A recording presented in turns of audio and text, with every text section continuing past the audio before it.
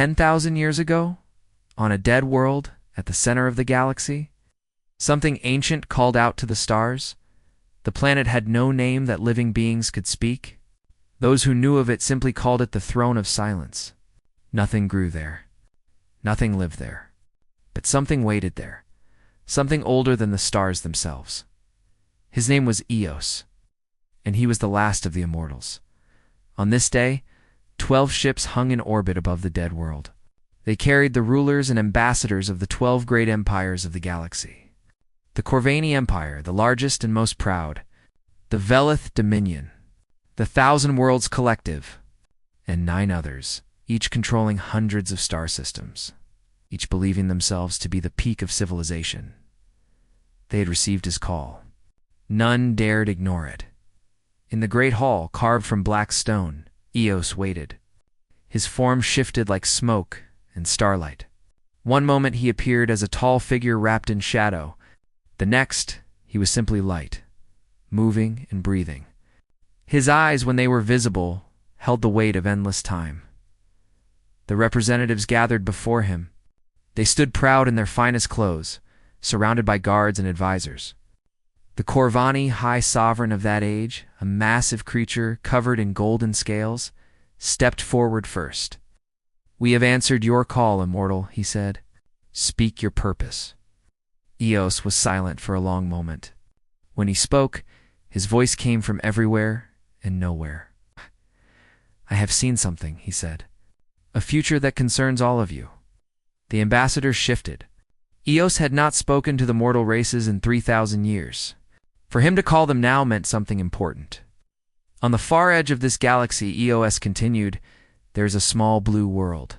It circles a yellow star of no special importance. The world is covered mostly in water. Right now, simple creatures swim in its oceans and crawl across its land. But this will change. He paused, and his form flickered. In time, a new species will rise on that world. They will call themselves humanity. They will call their world Earth. Corvani High Sovereign made a sound of amusement. And why should we care about creatures that do not yet exist? Because, Eos said, and his voice grew heavy, you will one day meet them. And when you do, you will see that they are small. Their bodies are weak. Their lives are short. They will seem like nothing to you. Easy to conquer. Easy to break. He moved closer, and even the proud Corvani stepped back. I am here to warn you. Do not attack them. Do not threaten them. Do not harm their children or burn their worlds. Leave them in peace. Silence filled the hall. Then, slowly, laughter began. The Corvani High Sovereign's laugh was the loudest. You called us across the galaxy, he said, to warn us about weak creatures from a forgotten corner of space. This is your great prophecy? You do not understand, Eos said. These humans are unlike anything this galaxy has ever seen. Every species I have watched fights for survival. When they calculate that they cannot win, they surrender. They accept defeat. They live to fight another day. This is logical. This is natural. His form grew darker. Humans are not logical. They are not natural. They will fight when there is no hope. They will die rather than kneel. They will sacrifice everything not because they think they can win, but because they refuse to lose. They cannot accept defeat. It is not in their nature. The ambassador from the Velith Dominion spoke up. Then they are simply foolish. Foolish species destroy themselves. No, Eos said. You still do not understand. When humans fight, they do not simply try to defeat their enemy. They try to make sure their enemy can never threaten them again. They carry their rage across generations. They teach their children to remember. They do not forgive. They do not forget. He spread his arms, and shadows crawled across the walls. Now, if you go to war with them, they will not stop until one side is completely destroyed. And I have seen the fire that burns in their hearts. I have looked into their future. If you force them to become warriors, they will become the greatest warriors this galaxy has ever known. They will not rest until your empires are ash in memory. The Corvani High Sovereign stepped forward again, his pride overcoming his fear. We have conquered 1,000 worlds, he said. We have crushed species far older and stronger than these humans you describe. If they threaten us, we will simply destroy them first." Eos looked at him with something that might have been sadness. "That is what every empire believes," he said. "That is what every empire has always believed. And that is why I am the last of the immortals. I watched my kind underestimate a species once. I watched them burn for it." He turned away from the assembly. "Now, I've given you my warning. What you do with it is your choice. But remember my words. Write them down. Pass them to your children and your children's children. And when you finally meet humanity, when you look upon their small bodies and their short lives and think them weak, remember what I told you today?" His voice echoed through the hall one final time. "Do not wake them to war. For they are the only species in this universe that fights not to survive, but because they refuse to die. They will not stop. They cannot stop. And when they come for you, even I will not intervene." Then he was gone, fading into shadow and light. Leaving the representatives alone in the dark hall, the Corvani High Sovereign turned to his advisors. "Record this foolishness," he ordered. "Then bury it in the deepest archives. I will not have our people frightened by ghost stories about creatures that do not yet exist." So they did. The warning of Eos was recorded, filed away, and forgotten. Empires rose and fell. The Corvani grew even more powerful, and on a small blue world at the edge of the galaxy, life continued to evolve. 10,000 years passed. In the archives of the Corvani Empire, the recording gathered dust. No one remembered it. No one cared. The Immortal's words were just another myth, another story from an age of superstition. Then one day, Corvani scout ships found a small yellow star with a blue planet. They found primitive radio signals. They found ships made of metal and fire. Crawling slowly between worlds, they found humanity. High Sovereign Velith, ruler of the Corvani Empire, reviewed the reports. An advisor mentioned an old prophecy in their archives. Velith did not bother to read it. "Prepare the invasion fleet," he ordered. "These creatures will make excellent slaves." Far away in the void between dimensions, Eos opened his ancient eyes. He had waited 10,000 years for this moment. He had hoped it would never come. "So it begins," he whispered to the empty dark. "I tried to save you. I tried to warn you, but you did not listen." He closed his eyes again. "Now you will learn." The attack came without warning. Captain Kongde was on leave when the sky turned orange. He had traveled to Nova Busan, one of humanity's first colony worlds, to visit his wife and daughter. His little girl Minji was only 6 years old. She had been so excited to show him the flowers she had grown in their small garden. He never got to see those flowers. The Corvani ships appeared in orbit at dawn. There was no message. No demand for surrender. No declaration of war. They simply began firing. Plasma rained down from the sky like burning tears. Buildings melted. Streets turned to glass. People ran and screamed and died. Kongde grabbed his wife's hand and ran toward the civilian shelter. The ground shook beneath them. His daughter was crying, holding onto his neck. His wife, Sahi, kept telling her everything would be okay. Then a beam of light struck the street ahead of them. The blast threw Kongde backward. When he opened his eyes, his arms were empty. He searched for them in the smoke and fire. He screamed their names until his throat bled. But there was nothing left to find. On the same day, 2 other human worlds fell. Jeju Prime, a peaceful farming colony. Inshin Station, a trading hub with 50,000 people. The Corvani killed without mercy. They saw no reason to show mercy to creatures they considered less than animals. News of the attacks reached Earth within hours. The world fell silent. Then the silence turned to something else. Not panic. Not despair. Something darker and older. The United Nations Emergency Council gathered in Geneva. Leaders from every nation sat around a great table, their faces pale with shock and grief. They had come expecting to discuss surrender. The enemy fleet was vast. Their technology was centuries ahead. Logic said there was only one choice. Admiral Teyuna stood before them. She was 52 years old. With gray hair and eyes like cold iron, She had spent her life preparing for a war she hoped would never come. Now it was here. "The enemy expects us to surrender," she said. Her voice was steady. "They attacked without warning because they believe we are too weak to fight back. They killed our children because they think we will be too afraid to resist." She placed her hands on the table. "They are wrong."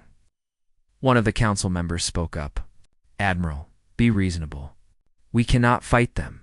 Their ships are faster, stronger, better armed. We have no chance." No, Admiral Tay agreed. "By their calculations, we have no chance. But they made their calculations based on what they know about other species. They do not know us. They do not understand what we are." She activated a display showing Earth and its remaining colonies. "I am not asking for permission to surrender. I am telling you that there will be no surrender. We are going to fight, and we are going to win."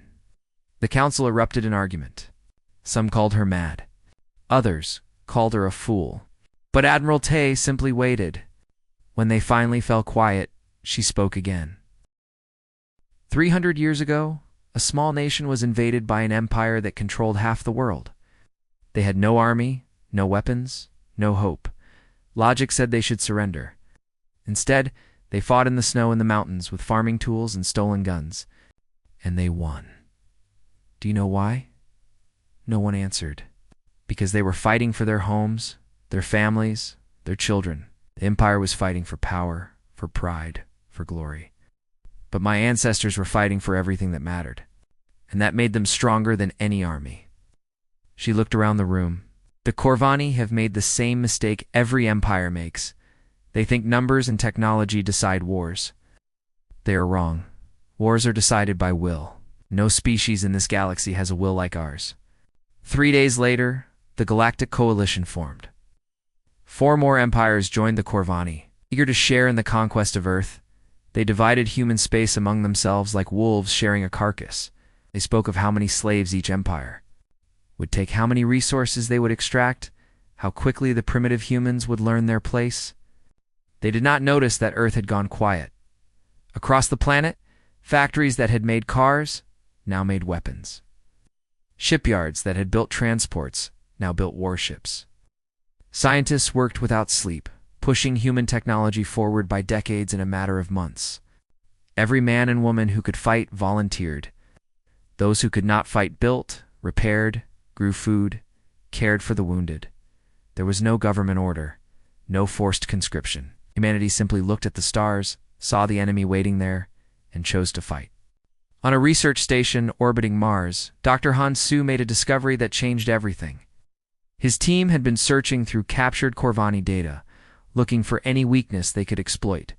Instead, they found something else. A recording buried deep in the enemy's historical archives. The recording was 10,000 years old, showed a being of shadow and light, speaking to a gathering of alien leaders. Dr. Han Su listened to the words of the Immortal. He heard the warning. He read the Corvani High Sovereign's dismissal. He brought the recording to Admiral Tayuna personally. She watched it in silence. When it finished, she was quiet for a long moment. "An immortal god warned them about us," she finally said. 10,000 years ago, and they ignored it. "Yes, Doctor," Han Su said. "He told them exactly what we are, what we would do if they attacked us. They had all the information they needed to avoid this war, and they chose to attack anyway." Admiral Tay smiled. It was not a pleasant smile. "Then let us make sure they remember why he warned them." 6 months after the first attack, Corvani scouts reported something strange. Human space had gone completely dark. No signals, no communications, no movement. Their analysts concluded that humanity had accepted defeat and was simply waiting to be conquered. Warlord Braxis, commander of the Coalition fleet, was pleased. "They have learned their place," he told his officers. "We will move in and begin the occupation. There will be no resistance." He did not notice that the stars behind his fleet had started to disappear. One by one, they blinked out, blocked by something vast moving through the darkness. Something that made no sound. Something that was not supposed to exist. Captain Kongde sat in the command chair of his new ship, the Silent Wrath. It was a stealth vessel, invisible to Corvani's sensors, armed with weapons that human scientists had built in 6 months of sleepless fury. Around him, 1,000 similar ships moved through the void. He touched the photo he kept in his pocket, Sahi and Mingji, smiling in their garden.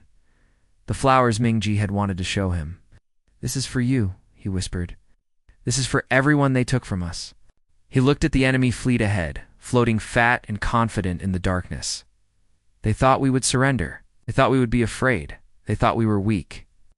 His hand moved to the weapons console. They were wrong. The first sign of trouble came when Corvani patrol ships stopped reporting in. It started at the edge of Coalition space. Scout vessel would send its routine check-in, then nothing. Search parties were dispatched. They found no wreckage, no bodies, no sign that the ships had ever existed. They simply vanished. Warlord Braxis dismissed it as equipment failure. Then more ships disappeared. Cargo transports, supply convoys, a destroyer with a crew of 300. All gone without a trace. Fear began to spread through the Coalition fleet. Soldiers whispered about ghosts in the void.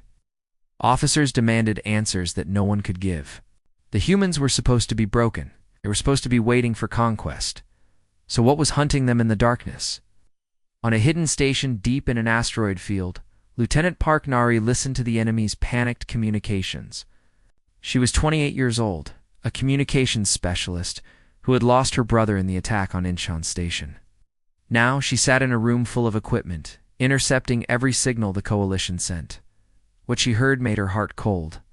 "Admiral," she reported to Taeyuna via encrypted channel. "They're planning to accelerate their timeline. They want to destroy Earth directly. Complete destruction. No occupation. They're scared, and scared people do terrible things." Admiral Tae's response was calm. "How long do we have?" 2 months. Maybe less. Then we move now." The counterattack began that night. Captain Kong Dae led the first strike.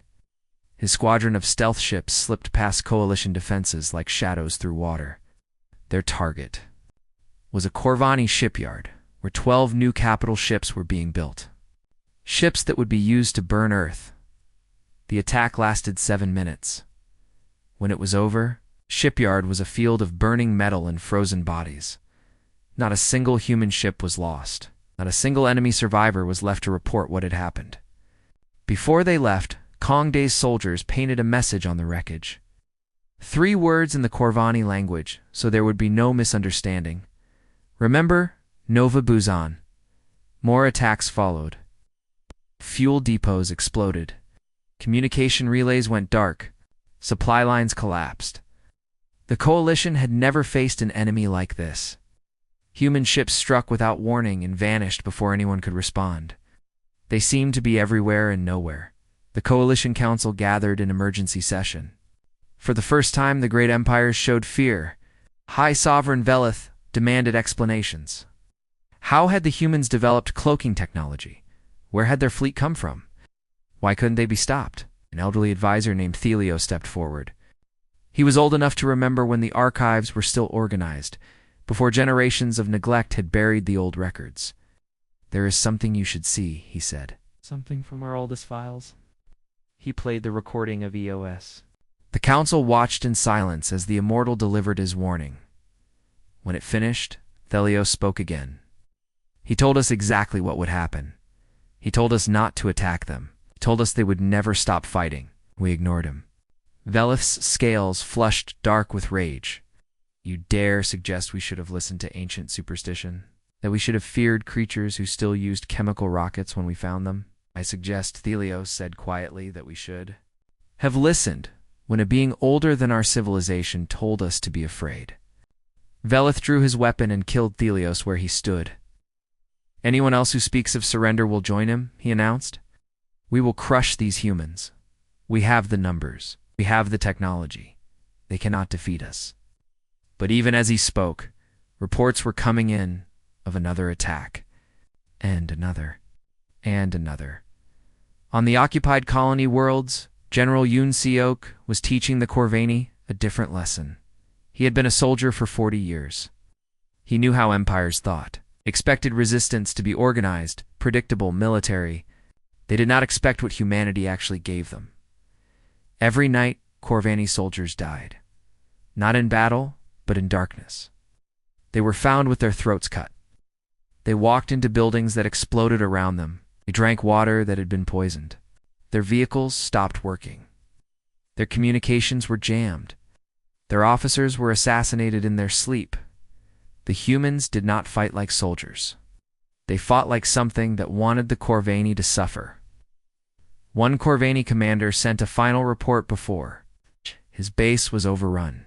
The report was recovered weeks later from the wreckage. They are not like other species, he had written. When we defeat them, they do not surrender. They do not retreat. They die fighting, and they take as many of us as they can. And the ones we capture, they do not break. We have used every method we know. They simply look at us and wait. They know we will kill them. They do not care. They are waiting for their people to come for revenge. And I am beginning to believe their people will come. On Earth, Dr. Hansu presented his analysis to the War Council. He had spent months studying humanity's own history, comparing it to what they knew of other species. I understand now what makes us different, he said.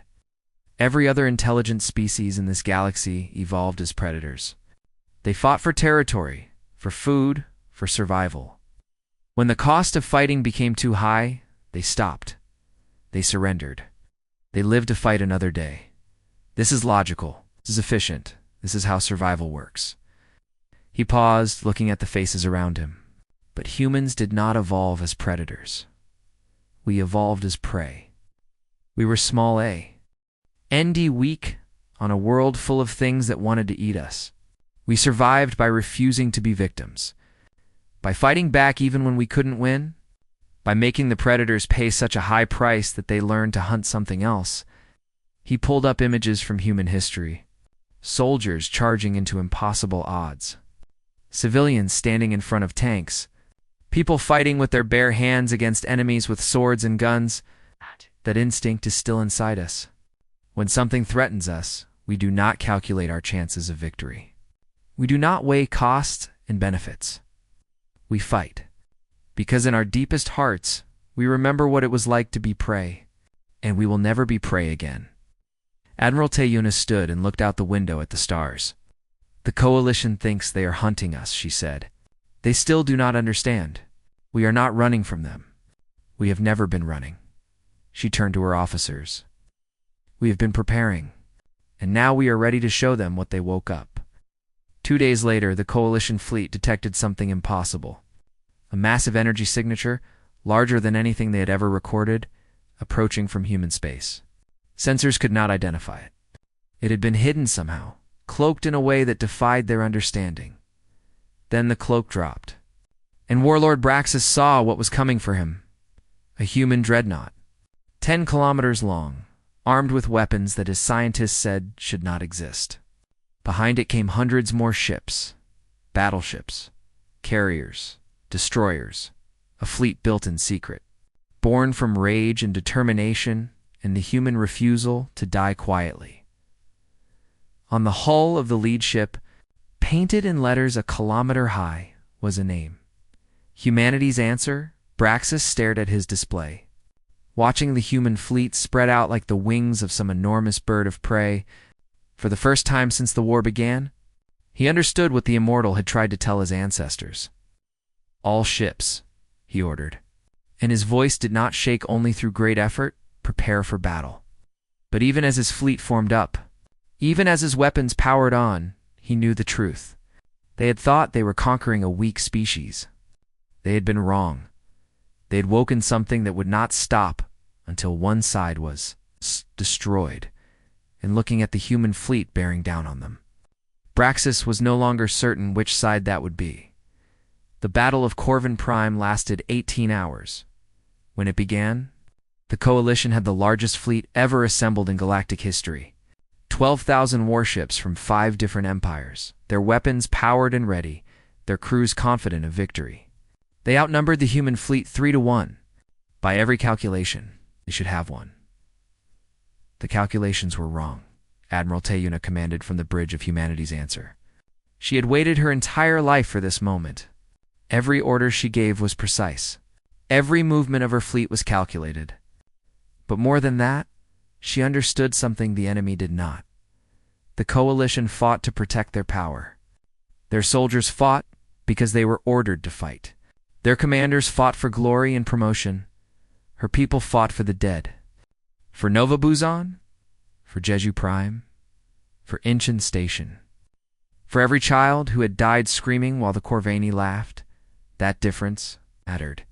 Human ships moved through the enemy fleet like wolves through sheep. They were faster than they should have been, hit harder than they should have been able to, survived damage that should have destroyed them. When a human ship was crippled, its crew did not surrender. They aimed for the nearest enemy vessel and fired everything they had left. The Corvini had never seen anything like it. They had fought dozens of species across thousands of years. Every enemy eventually broke. Every enemy eventually ran. But the humans did not break.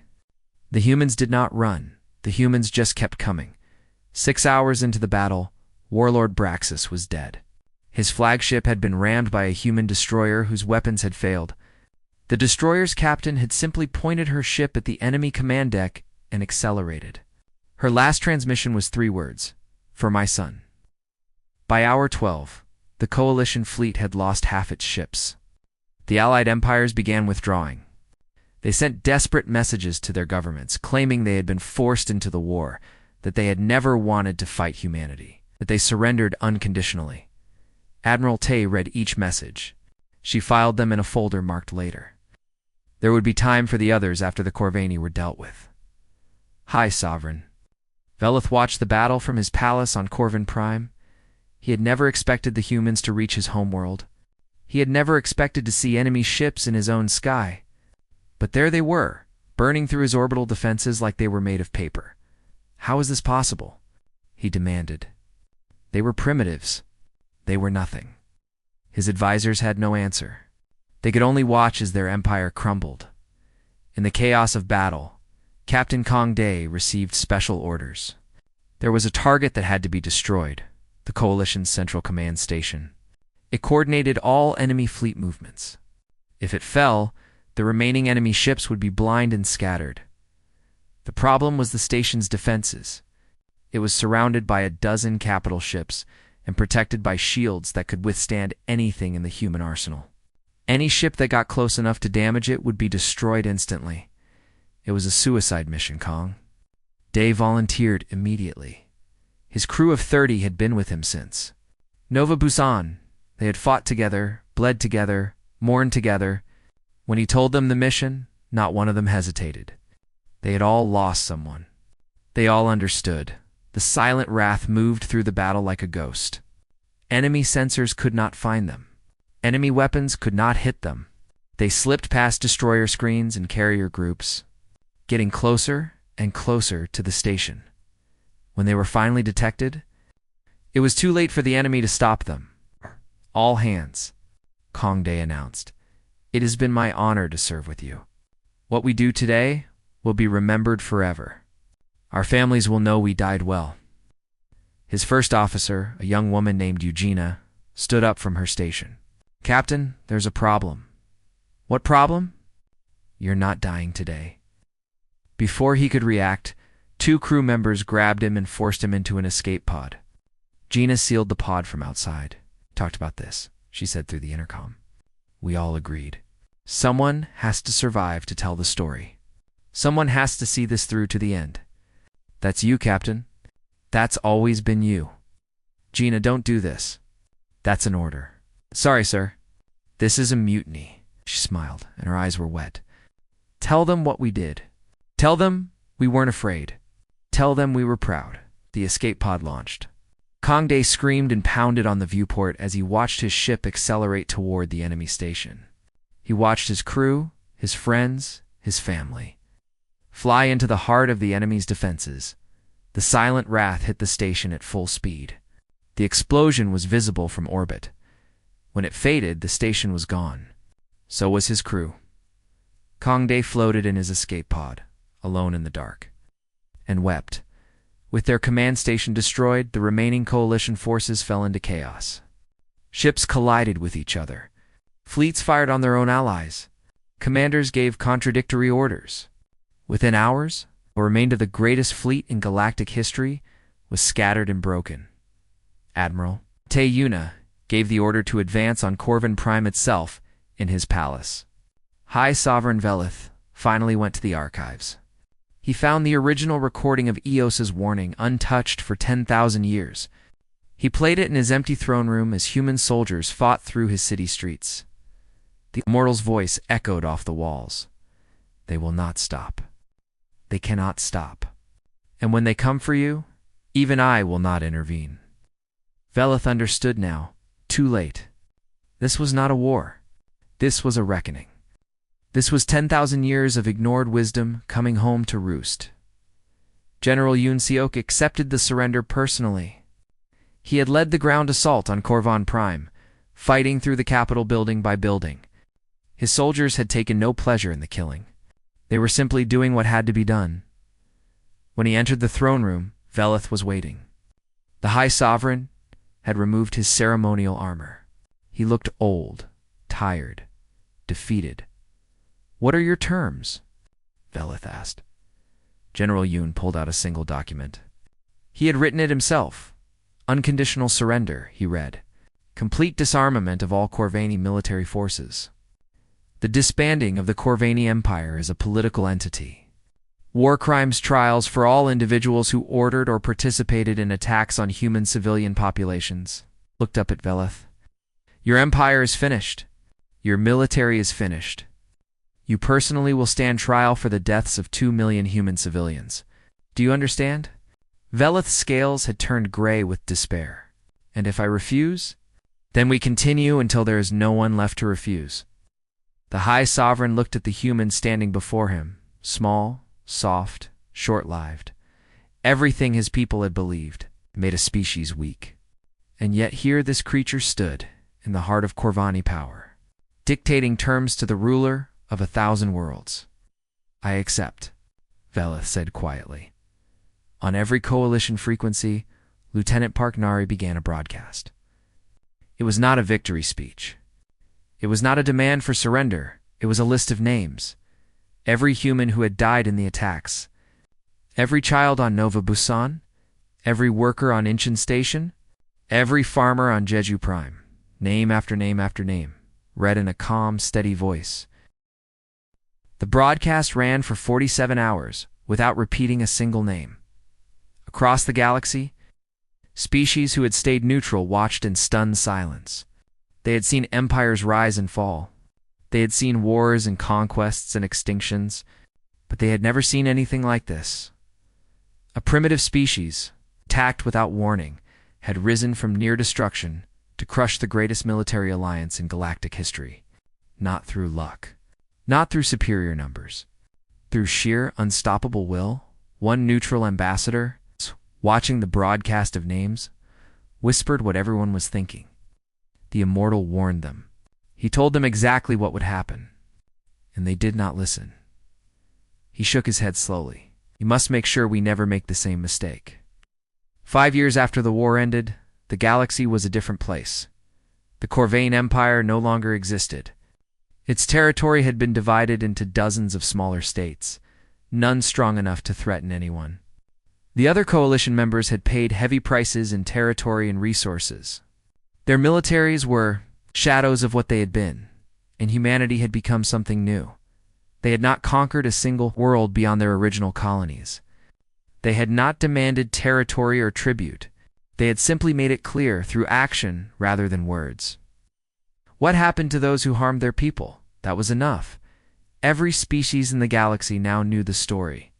It was taught in schools and academies across thousands of worlds. The warning of Eos, they called it. The prophecy that had been ignored.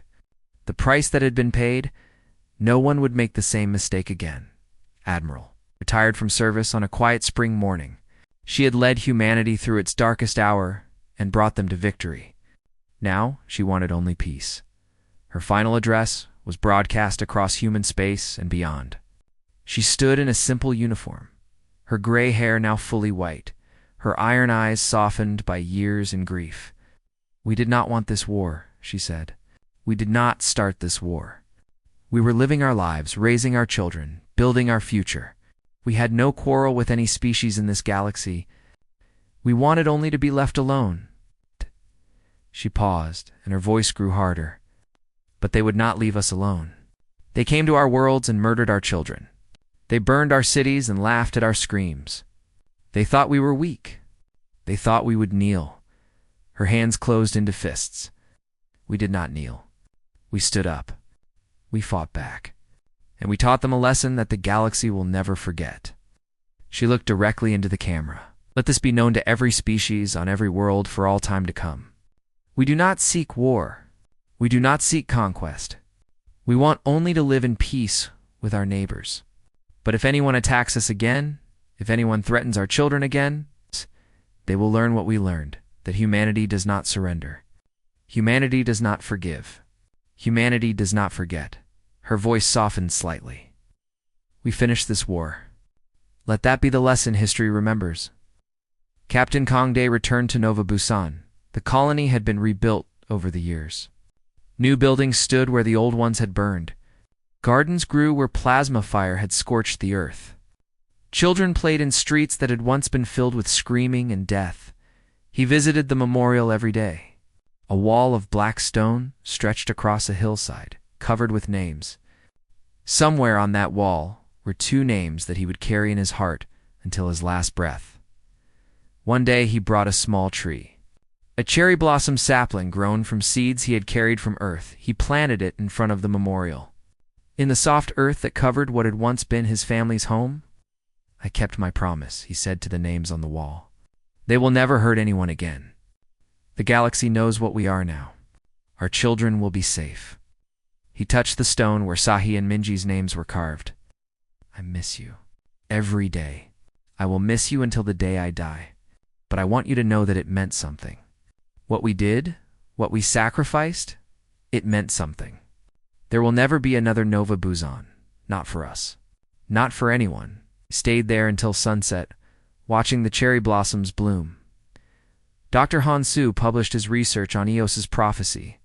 It became the most widely read document in galactic history. Scholars from every species studied it, debated it, tried to understand it. His conclusion was simple and terrifying.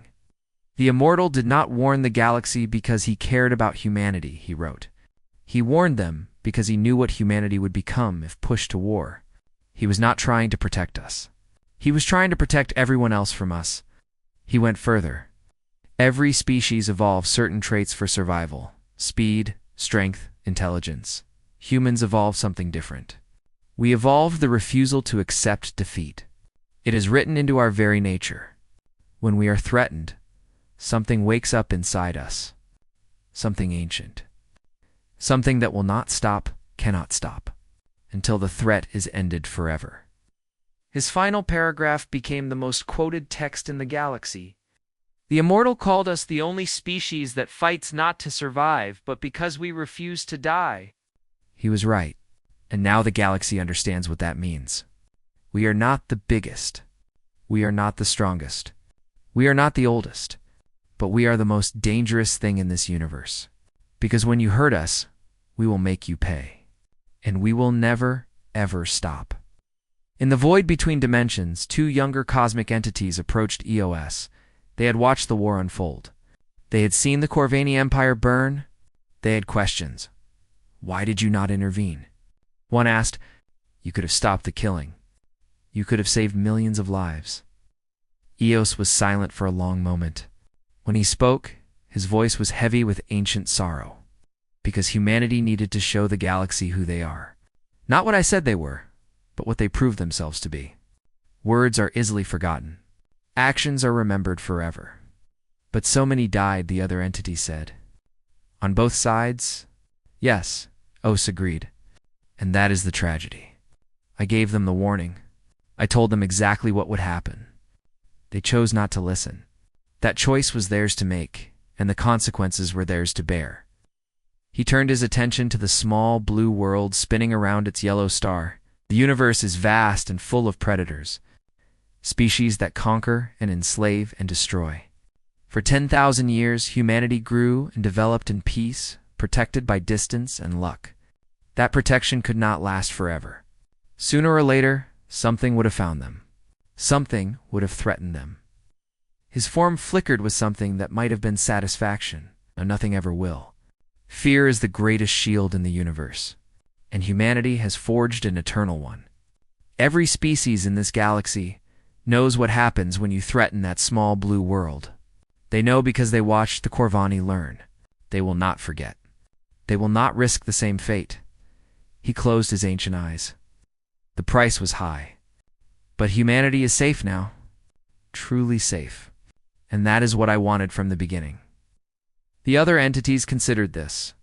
You care about them, one said finally. These small, short-lived creatures. Why? Eos did not answer for a long time. When he did, his voice was barely a whisper, because they remind me of what my kind used to be.